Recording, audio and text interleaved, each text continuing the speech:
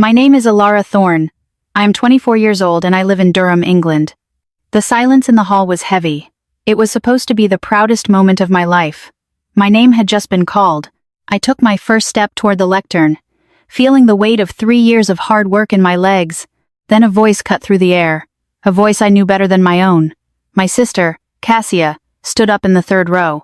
She didn't just speak, she screamed. She cheated. She cheated her way through university. 3,000 people froze. Heads turned instantly. I saw phone cameras go up in the air like a wave. I saw the horror on the lecturers' faces. But mostly, I saw Cassia's eyes. She looked triumphant. She thought she had finally destroyed me in front of everyone I respected. My heart felt like it was burning inside my chest. I wanted to run. I wanted to disappear into the floor and never come back. But I didn't stop. I kept my back straight. I kept my eyes forward because I knew something she didn't know. I knew exactly why she was here, and I knew that in my hand I held the only thing that could stop her. I wasn't the little sister who shrank away anymore. I kept walking. But before I tell you how everything flipped, like and subscribe, drop a comment. Where are Clear's throat you watching from? My name is Alara Thorne. I am 24 years old. If you met me a year ago, you probably wouldn't remember me. That was by design. I learned how to be forgettable a long time ago. I learned that being invisible was the safest way to exist in my family. We grew up in Manchester, where the sky is gray for half the year. My house was a beautiful old 2-story place with a wide front garden. But inside, the air always felt tight. It felt like there wasn't enough oxygen for 4 people. My sister, Cassia, took up all the air in the room. Cassia is 2 years older than me. From the moment I could form memories, I knew that Cassia was the main character of our family. I was just the extra. I was the background noise. She was beautiful even when we were kids. She had this loud, infectious laugh that made adults smile. She was the one who danced on the coffee table while my parents clapped. She was the one who threw tantrums that stopped the whole house until she got what she wanted. I was different. I was quiet. I was careful. I watched. I remember one dinner when I was 8 years old. I was 8 years old. I had drawn a picture at primary school that won a small contest. It was just a drawing of a bird, but my teacher had put a gold star on it. I was so proud. I held it in my lap during dinner, waiting for a break in the conversation to show my mom and dad. Cassia was talking about her dance class. She was talking about how the teacher put her in the front row because she was the best. My mother was beaming at her. My father was nodding, eating his roast beef, eyes fixed on Cassia. I was the only one who knew the steps perfectly, Cassia said, waving her fork. The other girls are so clumsy. That's wonderful, darling, Mom said. You're a natural star. I saw a small opening. Mum, I whispered. Mum didn't hear me. She was refilling Cassia's water glass. Mum, I said a little louder. I won a contest today. The table went quiet for a second. My dad looked at me. What was that, Alara? I won a drawing contest, I said, lifting the paper. See? The teacher gave me before I could finish. Cassia knocked her glass over. Water spilled everywhere. It went all over the tablecloth and dripped onto the floor. Oh no, Cassia screamed. My dress, I'm wet. Chaos erupted. Mum jumped up. It's okay, baby. Don't cry. Get a towel, Alara. Hurry up. I dropped my drawing. It landed in a puddle of water on the floor. The ink started to run. The bird I had drawn dissolved into a blue smudge. I ran to the kitchen to get tea towels, my heart sinking into my stomach. By the time we cleaned it up, nobody remembered my contest. Nobody asked about the drawing. It sat wet and ruined in the dustbin. That night I learned the most important lesson of my childhood. Do not try to shine when Cassia is in the room. You will only get hurt. So, I shrank. To shrink meant to be quiet. It meant hiding my top marks because Cassia struggled in maths. It meant not asking for new clothes because Cassia needed them for her social life. It meant accepting that my birthday parties were always combined with family events, while Cassia had big parties with DJs and catered food. My parents weren't villains. They didn't beat me. They fed me, clothed me, and paid for my schooling. But emotional neglect is a strange thing. It's not about what they do to you. It's about what they don't do. They didn't ask me how my day was. They didn't come to my parents' evenings if Cassia had a rehearsal at the same time. They didn't see me. For years this worked. I stayed small. Cassia stayed big. The house was peaceful as long as I played my part. But then secondary school happened, and I made a mistake. I started to succeed. I was good at school. Really good. While Cassia was busy being popular and skipping form period, I was in the library, I loved books. Books didn't interrupt me. Books didn't knock over water glasses when I spoke. I studied hard because it was the only place where I had control. By my lower sixth form year, I was at the top of my class. Cassia had finished school 2 years prior, with average GCSEs, and was drifting through a local college, more interested in clubbing than studying. The shift happened at the dinner table again. I was 17. I got my A-level predictions back, I said. I tried to sound casual, but I was shaking. And? Dad asked, looking up from his phone. I got 3 A stars, I said. Dad stopped chewing. Mum put down her fork. 3 A stars? Dad asked. That's Oxbridge level, Ilara. I know, I said. A small smile crept onto my face. I couldn't help it. Wow, Mum said. She looked at me like she was seeing me for the first time in years. That's incredible, Ilara. We should celebrate. For a split second, I felt warm. I felt seen. Then Cassia laughed. It was a cold, sharp sound. Echo Ilara, she said, using the nickname she used to mock me. Does it matter? You're too shy to go to a prestigious university anyway. You'll probably just stay here and go to the local former polytechnic like me. Actually, I said, my voice trembling, I'm applying to Oxford and St. Andrews. Cassia's face changed. The smile vanished. Her eyes went flat and hard. It was a look of pure, unadulterated jealousy. You think you're better than me? She snapped. Cassia, stop, Dad said, but his voice was weak. No, she does. Cassia stood up. She thinks just because she's a SWAT, she's better than this family. You're boring, Ilara. You have no mates. Marks won't fix that. She stormed out. That night, my mum came into my bedroom.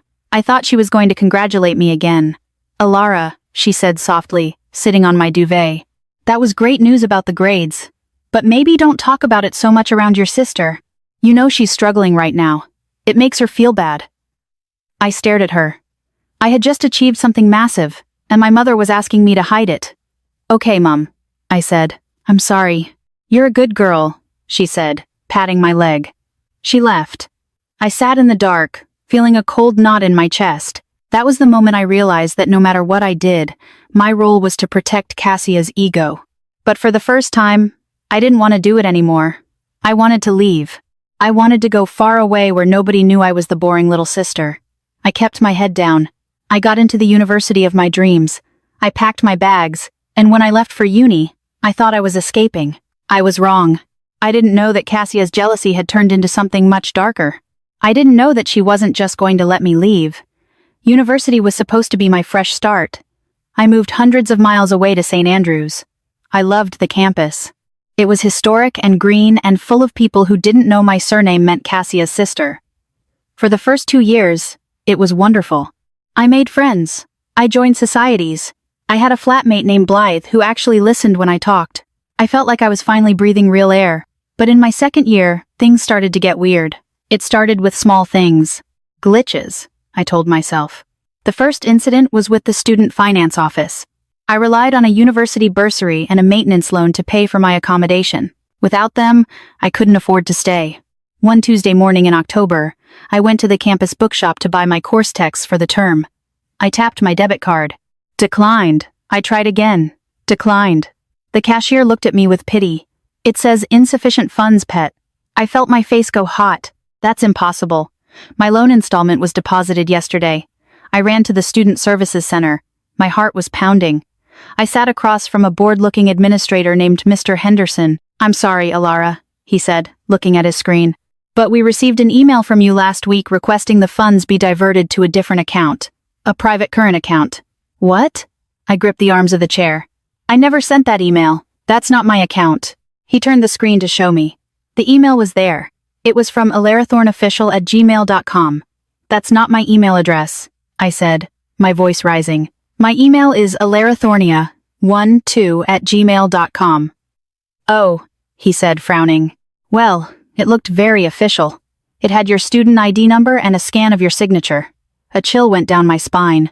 A scan of my signature. It took 3 weeks to fix. I had to file fraud reports. I had to live on instant pot noodles because I had 0 cash. I called my parents crying. It must be a hacker, Dad said. Be more careful with your pen, Ilara. I am careful, I insisted. Well, these things happen, Mum said. Don't be so dramatic. By the way, Cassia got a promotion at the high street shop. We're so proud. They didn't get it, but I fixed it and I moved on. I told myself it was random identity theft. Then, the sabotage got personal. I was studying for a huge history core module assessment. I had a tutorial booked with my lecturer, Dr. Alden, to review my essay. I respected Dr. Alden more than anyone. He was the one who encouraged me to apply for a master's program. I walked to his office at 2 p.m. on a Thursday, notebook in hand. I knocked on the door. Dr. Alden opened it. He looked annoyed. "Alara," he said. "What are you doing here?" "I'm here for our tutorial," I said. He sighed. "You canceled it, Alara, 2 hours ago. You said you were ill and didn't want to waste my time." I felt the blood drain from my face. I didn't. I've been in the library all morning." He looked at me over his glasses. He looked skeptical. "I got a call, Alara, from a woman. She said she was you." She sounded very upset. "It wasn't me," I whispered. "Look," he said, checking his watch. "I'm busy now. I gave your slot to another student. Please get your timetable together." He closed the door. I stood in the corridor staring at the wood grain of his door. I felt sick. Someone had called him. Someone who sounded like me. I went back to my halls. Blythe was there typing on her laptop. She took one look at me and closed her computer. "What happened?" she asked. I told her everything. The bank account, the canceled meeting. "That's creepy," Blythe said. "Who hates you that much?" "I don't know," I said, but deep down a tiny voice was whispering a name. I pushed it away. "No," I thought. "She's my sister. She's jealous, but she's not crazy. She wouldn't do this." But the glitches didn't stop. They got sharper. My Deliveroo orders would get cancelled. My library books would show as overdue and lost, even though I had returned them, resulting in huge fines. Then came the whispers. I would walk into a lecture theater and people would stop talking. I would see girls looking at me and giggling behind their hands. One day a bloke I sat next to in biology leaned over. "Hiya," he said. "Is it true?" "Is what true?" I asked. "That you buy your essays online."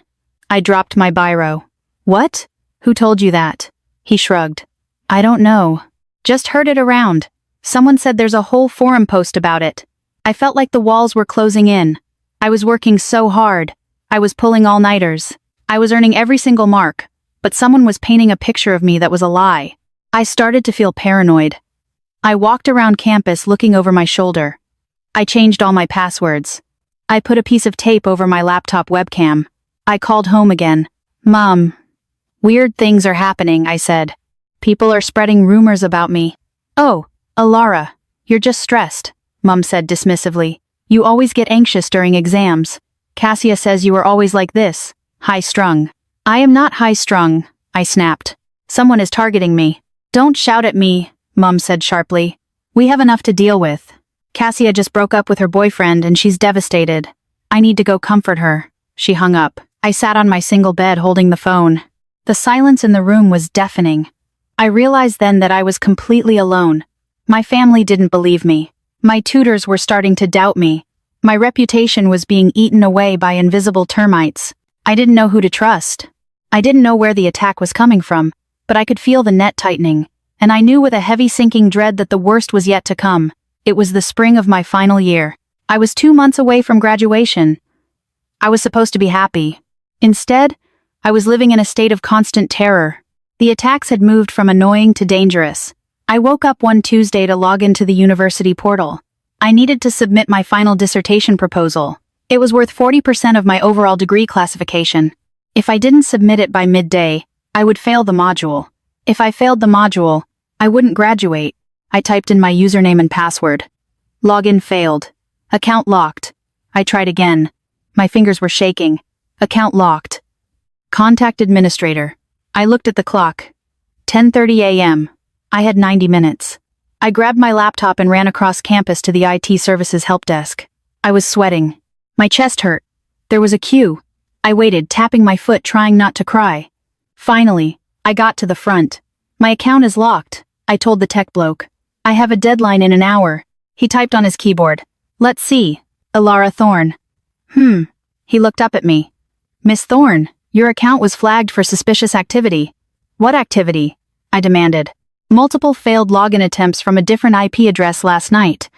And it looks like a request was made to delete your account entirely at 3 a.m. Delete it? I whispered. I was asleep at 3 a.m. Well, we locked it for your safety, he said. I can reset it, but you need to come up with a very strong password. He unlocked it at 11:45 a.m. I ran to the library, logged in, and uploaded my dissertation at 11:58 a.m. I sat back in the chair, gasping for air. I felt like I had just run a marathon. I looked at the screen. My dissertation was safe, but for how long? That evening, Dr. Alden asked me to stay after the seminar. The other students filed out. The room was empty. Dr. Alden sat on the edge of his desk. He looked tired. Alara, he said, I need to tell you something, and I need you to be honest with me. I'm always honest, I said. My voice sounded thin. The Vice-Chancellor received a formal complaint this morning, he said. An anonymous tip. It claims that you plagiarized your entire dissertation. It claims you paid a service to write it. I felt the room spin. That's a lie. I have all my drafts. I have my notes. You've seen me working on it for months. I know, Dr. Alden said gently. I defended you. I told the Vice-Chancellor it was nonsense. But the complaint was detailed. It had dates. It had receipts from an SA Mill website with your name on them. Fake, I cried. They're fake. I believe you, he said. But Alara, someone is trying very hard to ruin you. You need to prepare yourself. If this goes to a disciplinary panel, you need proof. I walked back to my halls in a daze. It was raining. I didn't even feel the water. Blythe was in the room when I got back. She took one look at my wet clothes and my pale face. Right, she said. That's it. She stood up and locked the door. She pulled the blinds down. You are not crazy, Blythe said firmly. And this isn't random. Random hackers steal bank cards. They don't try to get you sent down. They don't try to destroy your reputation. She sat me down. Alara, think. Who knows your timetable? Who knows your student ID number? Who has a copy of your signature? Who knows that you're graduating soon? I looked at her. Tears welled up in my eyes. I didn't want to say it. Saying it made it real. Saying it meant my family was broken forever. My sister, I whispered. Cassia. Blythe nodded. It fits. The jealousy, the timing, the personal nature of it. But how? I asked. She's not a tech genius. She barely knows how to use Excel. She doesn't need to be a genius, Blythe said. She just needs your old passwords. She needs your security questions. What's your mother's maiden name? What's the name of your first pet? She knows all of that, Alara. She's been you. I felt a wave of nausea. It was true. Cassia knew everything about me. She knew the name of my stuffed teddy. She knew the street we grew up on. She could reset any password I made. I can't prove it, I said. If I accuse her without proof, my parents will hate me. They'll say I'm attacking her. They'll say I'm the jealous one. Then we get proof, Blythe said. Real proof. Forensic proof. You need to hire a professional. I don't have money, I said. You have your savings, Blythe said. The money you saved for a post-grad holiday. Use it. Alara, this is your life. If she gets you expelled, you lose everything. I looked at my laptop. I looked at the dissertation I had almost lost. I thought about the humiliation of being accused of cheating. I thought about Cassia's smirk when I told her I got into St. Andrews. A cold, hard resolve settled in my chest. The fear didn't leave, but it changed. It turned into anger. Right, I said. I'll do it. I found Kalen Mercer online. He wasn't a private eye with a trench coat. He was a digital forensic analyst. He worked out of a small, neat office in the city center that smelled like coffee and ozone. He was a quiet man. He didn't smile much. He just listened. I sat in his office and told him everything. The bank account, the emails, the login attempts, the fake receipts. I handed him my laptop. I gave him access to my accounts. It might take a week, he said. I don't have a week, I said. Graduation is in 10 days. I'll do my best, he said. I went back to campus and waited. Those days were the longest of my life. I went to lectures. I studied, but I felt like I was walking on a tightrope. I was waiting for the next blow. I was waiting for the police to show up, or the academic registry to expel me. Every time my phone buzzed, I jumped. Cassia texted me once during that time. Hiya, sis. Mom says you're stressed. Don't worry, graduation is just a piece of paper. If you don't make it, it's not the end of the world. Love you. I read the text over and over. If you don't make it, she was banking on it. She was waiting for me to fail. 5 days later, Kalen called me. "Come to my office," he said. I skipped my afternoon seminar. I caught a bus into the city. My hands were sweating so much I had to wipe them on my jeans. When I walked in, Kalen was sitting behind his desk. He had a stack of papers in front of him. He looked serious. "I found the source," he said. He slid a piece of paper across the desk. It was a map. There was a red pin dropped on a specific location in Manchester, England. All the malicious traffic, Kalen said. The login attempts, the fake emails to the student finance office, the creation of the fake SA Mill account, they all came from this IP address. I looked at the address next to the map. 42 Maplewood Drive, Manchester, UK. I closed my eyes. I knew it, but seeing it in black and white was like being punched in the gut. "It gets more specific," Kalen said. He slid another paper over. I traced the device MAC address. "It's an iPhone 14, registered to an account named Cassia V. Thorne." He showed me logs. Monday, 3:12 p.m. Unauthorized login to university portal. Tuesday, 10 a.m. Email sent to Dr. Alden from spoofed account. Wednesday, 8:45 p.m. Purchase of fake plagiarism documents. It was a timeline of hate. Every time I had suffered, she had been there, tapping on her phone miles away, destroying my life.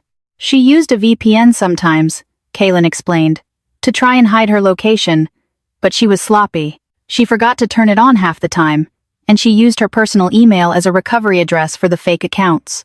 He looked at me with sympathy. "This wasn't a hacker, Miss Thorne. This was a dedicated campaign of harassment. Is this a relative?" "My sister," I whispered. Kalen sighed. "I see this more often than you'd think." He handed me a thick folder. "This is everything. It's admissible in court. It proves beyond a shadow of a doubt that Cassia Thorne is responsible for the fraud, the identity theft, and the harassment." I held the folder. It was heavy. It contained the truth of my life. It contained the proof that my sister didn't just dislike me. She wanted to erase me. "What do you want to do?" Kalen asked. I thought about calling my parents. I imagined the conversation. "Mum, Cassia hacked me." "Don't lie, Alara. Why do you always blame her?" They wouldn't believe me, not without seeing this. And even then, they would ask me to bury it. They would ask me to forgive her. She's family. Don't ruin her reputation. I thought about the graduation ceremony coming up. My parents were getting the train up. Cassia was coming with them. She insisted on coming. She wanted to see me fall. She probably had one last surprise planned. I looked at the folder. I looked at Kalen. "I need a solicitor," I said. Kalen nodded. "I know a good one. Her name is Serafina Vane. She handles civil harassment." "I'm not just going to stop her," I said, my voice steady for the first time in months. "I'm going to make sure she can never do this to me again." I took the folder. I walked out of that office into the bright sunlight. The fear was gone. It was replaced by a cold, quiet power. I had the weapon. Now, I just had to wait for her to attack, and I knew she would. She wouldn't be able to help herself. She was coming to my graduation to watch me burn. But she didn't know that I was the one holding the match. I didn't sleep the night after I met Kalen. I sat up in my halls with the thick folder of evidence on my lap. I read every page. I memorized every timestamp. It was a map of my sister's hatred.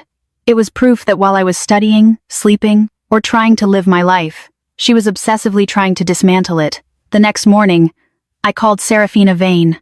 Kalen had given me her business card. She was a civil litigation solicitor who specialized in harassment and digital stalking. Her office was in a modern high-rise building in the city center. It was very different from Kalen's cluttered tech room. It was sleek, white, and intimidating. I felt small walking into the reception in my jeans and trainers. I felt like the little sister again, but I clutched the folder to my chest like a shield. Serafina was a sharp woman in her 40s. She had dark hair pulled back tight and glasses that magnified her intense eyes. She didn't offer me tea. She pointed to a chair and said, "Show me what you have."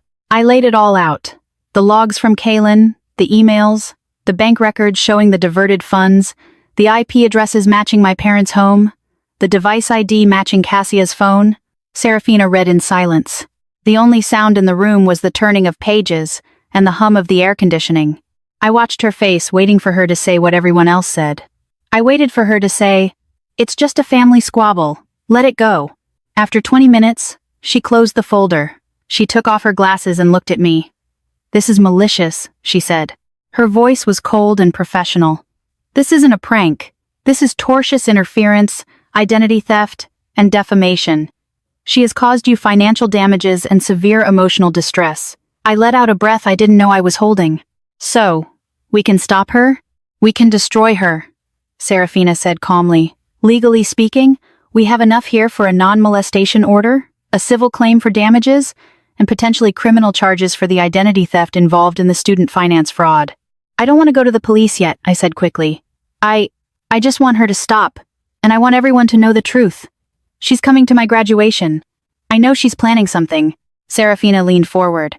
If she plans to disrupt your graduation, we need to be ready. We are going to prepare a legal bundle, a sealed envelope.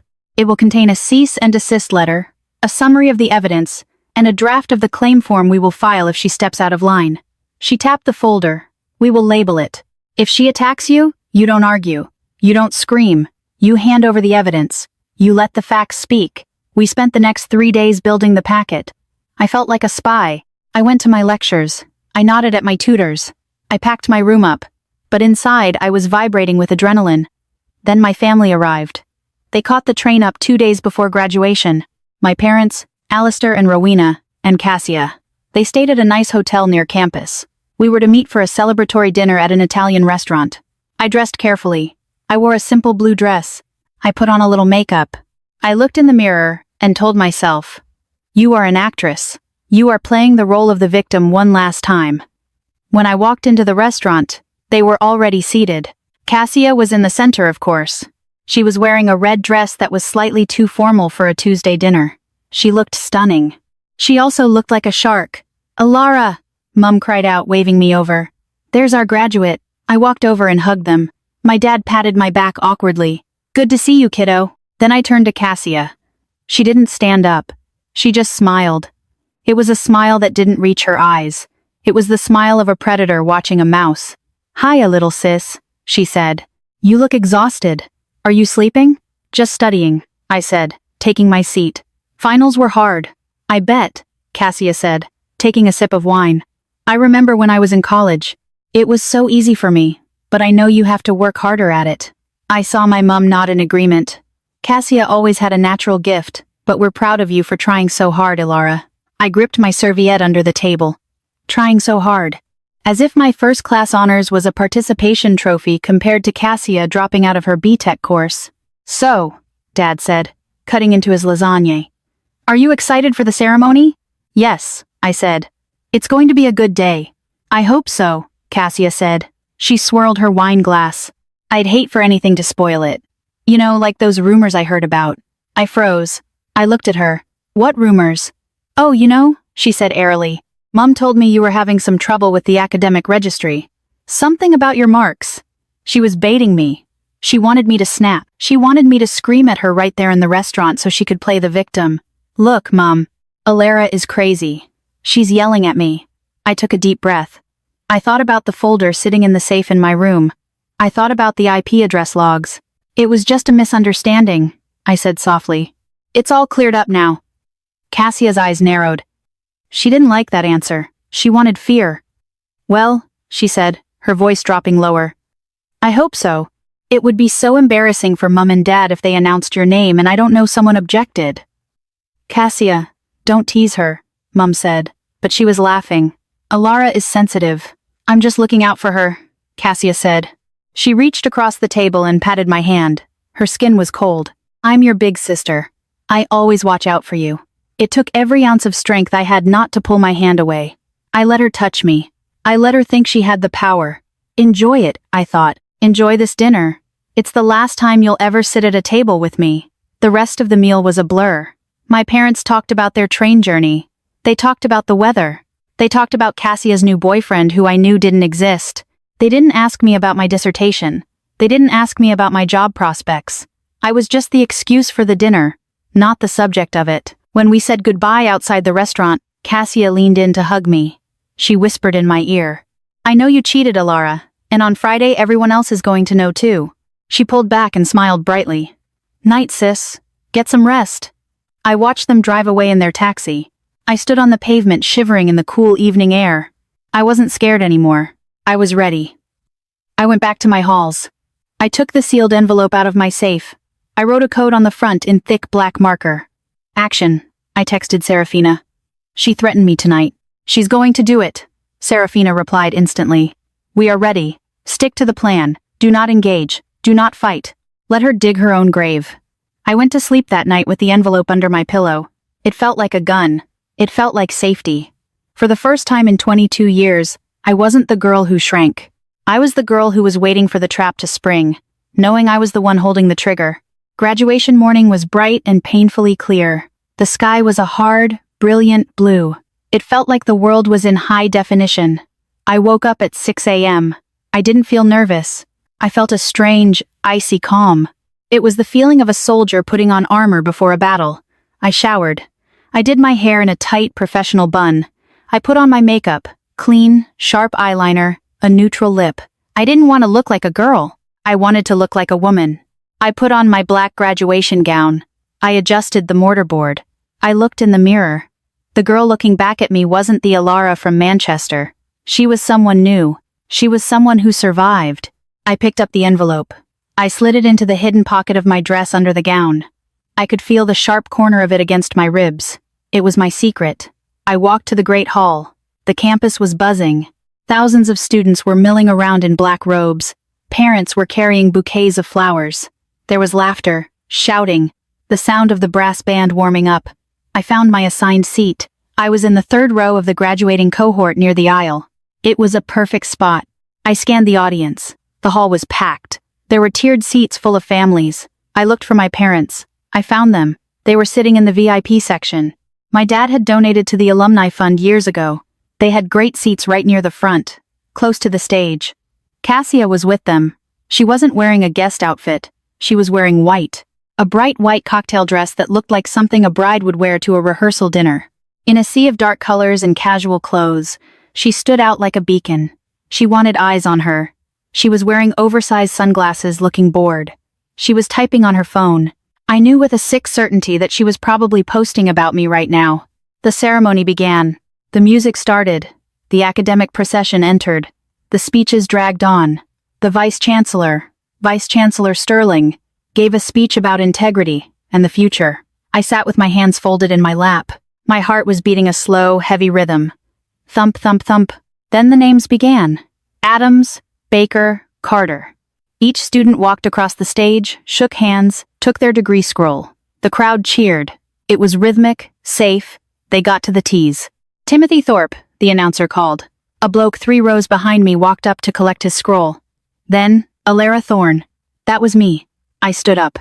The wood of the chair scraped against the floor. I took a step into the aisle. The moment I stepped out, it happened. Cassia stood up. She didn't just stand, she leaped up. She climbed onto her chair in the VIP section, towering over the people behind her. She ripped off her sunglasses. "Stop!" she screamed. Her voice was amplified by the acoustics of the hall. It cut through the polite applause like a knife. The band stopped playing. The Vice-Chancellor froze with his hand extended. The entire hall went silent. "Stop the ceremony!" Cassia yelled again. She pointed a long manicured finger directly at me. "She's a fraud!" Cassia shrieked. "She cheated! She cheated her way through university! She bought her degree!" The silence broke. A wave of gasps rippled through the crowd. 3,000 heads turned. People stood up to see who was screaming. Phones went up immediately, hundreds of black rectangles recording the drama. I stood there in the aisle. I felt the blood drain from my face, but I didn't look down. I looked at her. Cassia looked manic. Her hair was wild. Her face was twisted in a look of triumphant rage. "She plagiarized everything," Cassia yelled, turning to the crowd. "She's a liar. She doesn't deserve to walk. My parents are ashamed of her. We're all ashamed." My parents were frozen. My dad was pulling at Cassia's dress, trying to get her to sit down. My mum had her hands over her mouth, looking horrified, but they weren't stopping her fast enough. "Security!" the Vice-Chancellor shouted into the microphone. "Security to the front!" But Cassia was faster. She was reveling in it. Ask her about the bank fraud. Ask her about the essays." The students around me stepped back. They looked at me with wide, fearful eyes. I was radioactive. In seconds, she had turned me into a pariah. I could have run. I could have cried. I could have shouted back, "She's lying." But I remembered Serafina's words, "Do not engage." I took a breath. I squared my shoulders. I lifted my chin. I started to walk. I didn't walk toward the exit. I didn't walk toward my parents. I walked toward the stage. "Look at her!" Cassia screamed. "She's ignoring it. She has no shame." I kept walking. My steps were steady. 1, 2, 3. I could feel the eyes of the crowd on me. It felt like physical weight. I could hear the whispers starting. "Is it true? Who is that?" "That's her sister." I reached the stairs of the stage. My legs felt like lead, but I forced them to move. I walked up the steps. Vice-Chancellor Sterling was standing there, looking confused and angry. He looked at me, then at Cassia, then back at me. He didn't know what to do. He pulled the degree scroll back slightly. I didn't reach for the degree. I reached into my dress. The crowd went silent again, wondering what I was pulling out. A weapon? A phone? I pulled out the white envelope. It was thick. It was sealed. On the front in bold black marker, it said action. I walked right up to the microphone, but I didn't speak into it. I stepped past it. I walked directly to the Vice-Chancellor. I looked him in the eye. He saw that I wasn't crying. He saw that I wasn't hysterical. He saw a woman who was absolutely terrifyingly calm. I handed him the envelope. "Vice-Chancellor Sterling," I said. My voice was low, steady, and clear. "Please open this. It explains everything. And please check the metadata logs on page 4. He took it, confused. "And," I added, loud enough for the front row to hear, "please tell security to escort the woman in the white dress out. She is currently violating a pending non-molestation order documented in that folder." I turned around. I didn't run off stage. I stood there next to the lectern, and I looked out at the crowd. I looked directly at Cassia. She had stopped screaming. She was panting. She looked at the envelope in the Vice-Chancellor's hand. She saw the way I was standing. For the first time in her life, I saw fear in her eyes. She realized that I hadn't just taken the hit. I had swung back. And I hadn't missed. The seconds ticked by like hours. The Vice-Chancellor was ripping open the envelope. The sound of tearing paper was magnified by the microphone he was still standing near. "Rip." He pulled out the stack of documents. The first page was a summary Serafina had written on her law firm's letterhead. Bold, legal, undeniable. I watched his face. He read the first paragraph. His eyebrows shot up. He flipped to the next page. The page with the map of the IP addresses. The page with the police crime reference number for identity theft. He looked up from the papers. He looked at the security guards who were rushing toward the stage. He pointed to the audience. He pointed directly at Cassia. "Remove her," the Vice-Chancellor said into the microphone. His voice boomed with authority. "Remove that woman from the premises immediately." The crowd gasped. The energy in the room shifted instantly. It was like a tide turning. A moment ago they were confused, maybe even believing her. Now they saw the Vice-Chancellor, the symbol of truth, rejecting her. 2 large security guards in high-vis jackets moved toward the VIP section. Cassia saw them coming. Her face crumbled. The mask of the concerned sister fell away, revealing the ugly, panicked child underneath. "No!" she screamed. "No, you're making a mistake. She's a liar. Read the papers." She faked them. My father stood up. He looked pale. "Sir, please. She's my daughter. Sit down, sir." A guard barked. The guards reached Cassia. One of them grabbed her arm. "Don't touch me!" she shrieked. She flailed, knocking over her chair. It clattered loudly on the wooden floor. Mum, do something!" My mother was sobbing into her hands. She couldn't look at Cassia. She couldn't look at me. She was shrinking, just like I used to do. The crowd was no longer whispering. They were booing. A low rumble started in the back and grew louder. They weren't booing me. They were booing her. They saw a hysterical woman trying to ruin a graduation, and they saw a graduate standing stoically on stage with proof. Cassia realized she was losing the audience. She got desperate. "You're all idiots," she screamed at the crowd as the guards dragged her into the aisle. "She's a snake. She's nothing. I'm the special one. I'm the one who matters." That was the nail in the coffin. Everyone heard it.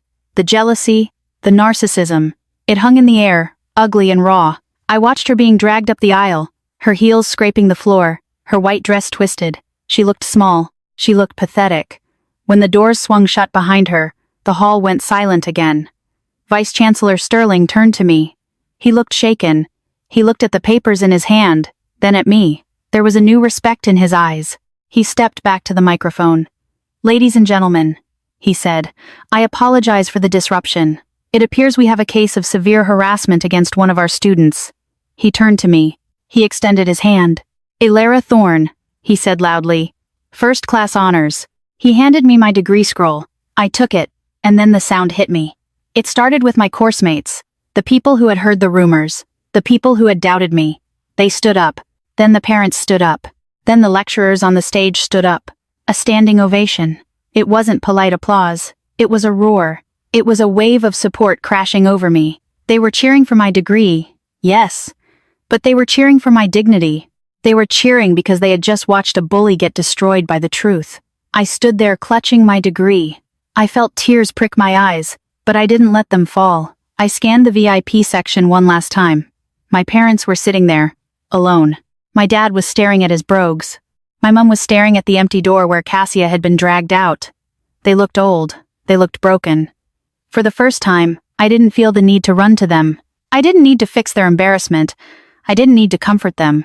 I walked across the stage. I shook the hands of the faculty. I walked down the stairs on the other side. I didn't go back to my seat. I walked straight out of the side exit into the bright sunlight of the car park. I was free. I took my mobile out of my pocket. I had a text from Serafina. "Security just called me. She's been detained. We're filing the non-molestation order now. Do you want to press charges for the hacking?" I looked at the text. I looked at the degree in my hand. I typed back, "Yes, everything.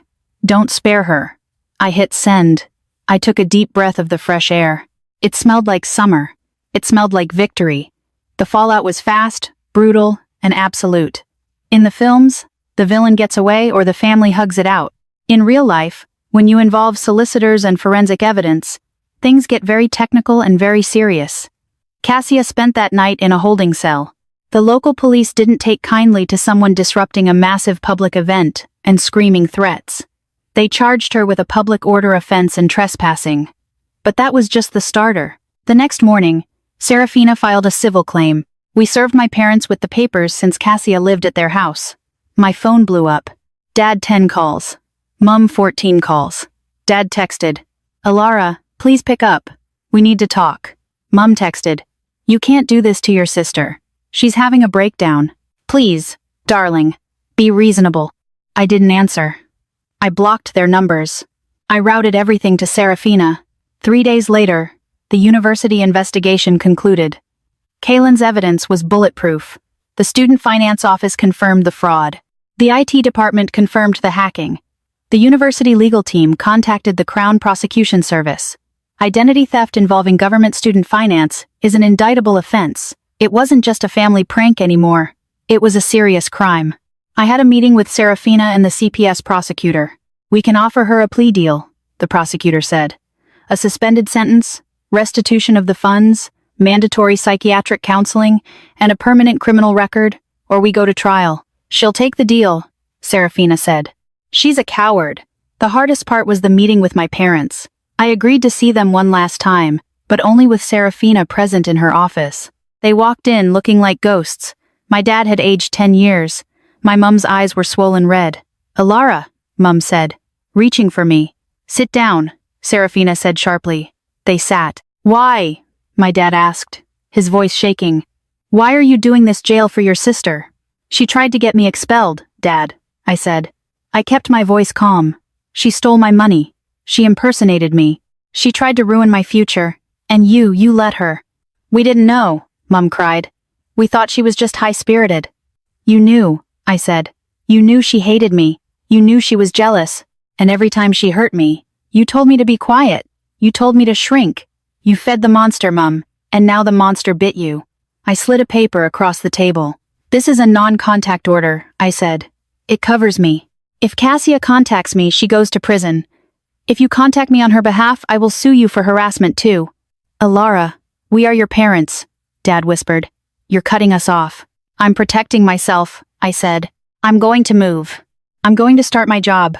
I'm going to live a life where nobody knocks over my water glass and tells me it's my fault." I stood up. "I love you," I said, and I meant it. It was a sad, hollow kind of love. "But I can't be around you. Not until you stop choosing her over me, and we both know you can't do that." I walked out of the office. I heard my mother sobbing behind me. It hurt. It hurt like losing a limb. But I knew that the pain of leaving was better than the pain of staying. The legal process ground on for months. Cassia took the plea deal. She pleaded guilty to identity theft. She has a criminal record now. She can't get a decent job. She's banned from the university campus for life. The friends she tried to turn against me, they all saw the truth. The rumors vanished instantly, replaced by the story of the crazy sister who melted down at graduation. Cassia lost her reputation. She lost her freedom. But mostly, she lost her victim. She lost the mirror she used to make herself feel big. Without me to stand next to, she was just a small, angry woman with a criminal record. It has been 2 years since that day. I live in Durham now. It's a quiet university town, about a few hours away from Manchester, but it feels like a different planet. I have a small flat on the second floor of an old Victorian house. It has big windows that let in the morning light. I have plants, ferns, and pothos that hang from the ceiling. They are green and alive because I take care of them. I have a cat named Oliver. He's an orange tabby who sleeps on my feet while I work. I work as a researcher for a history museum. It's quiet work. I deal with facts. I deal with truth. Nobody interrupts me. I don't speak to my parents. They send cards on my birthday. I open them, read them, and put them in a box. I don't reply. They tell me Cassia's getting help. They tell me they miss me. Maybe one day I'll call them, but not today, and not tomorrow. I have friends now. Real friends. Friends who ask me how I am and actually listen to the answer. Friends who celebrate when I win and comfort me when I lose. Sometimes I have nightmares.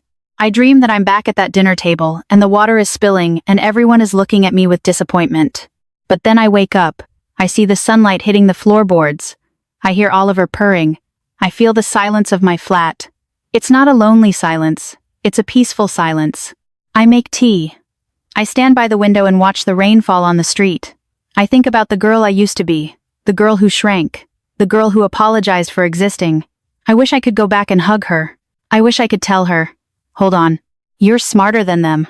You're stronger than them, and one day you're going to prove it. But she knows. Somewhere inside me she knows. If you are reading this and you feel small, if you feel like you are the background character in your own family, if you feel like you have to set yourself on fire to keep someone else warm, please listen to me. You don't have to shrink. You don't have to be quiet. You can walk away. You can build a house of your own brick by brick. It will be hard. It will hurt. But the air on the other side, it is so sweet. It is the air of freedom, and it is all yours.